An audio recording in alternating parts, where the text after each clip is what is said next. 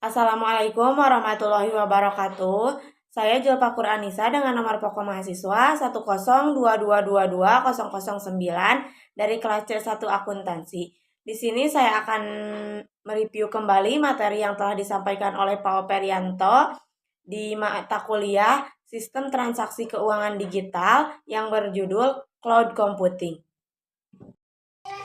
Apa sih cloud computing itu? Cloud computing adalah teknologi yang memungkinkan pengguna melakukan kegiatan komputasi, menyimpan dan mengakses data serta program di dalam internet.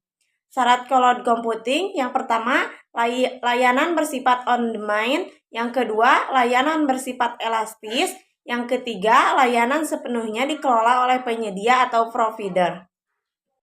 Kelebihan cloud computing yang pertama, kapasitas penyimpanan yang hampir tidak terbatas. Yang kedua, lokasi dan format data yang terpusat atau terstandarisasi memungkinkan portabilitas aplikasi dan data yang tinggi. Yang ketiga, sedikit biaya awal dan pemeliharaan.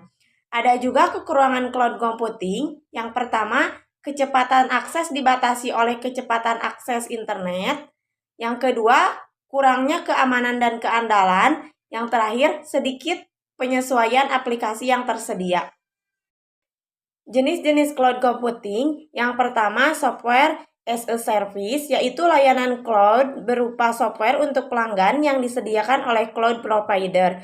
Contohnya layanan produktivitas seperti Office 365, Google Docs, Adobe Creative Cloud. Yang kedua, layanan email seperti Gmail, Yahoo Email, Live Email. Yang ketiga, layanan sosial network seperti Facebook, Twitter, dan Pet.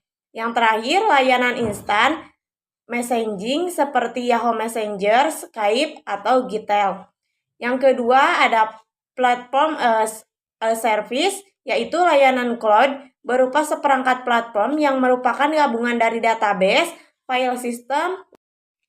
Karakter cloud computing yang pertama, resource pooling, yaitu layanan cloud harus tersedia secara terpusat dan dapat membagi resource atau sumber daya secara efisien sehingga dapat dimanfaatkan secara maksimal. Yang kedua, on-demand self-service, yaitu layanan cloud harus dapat dimanfaatkan pengguna melalui mekanisme swalayan atau otomatis dan langsung tersedia saat dibutuhkan segera.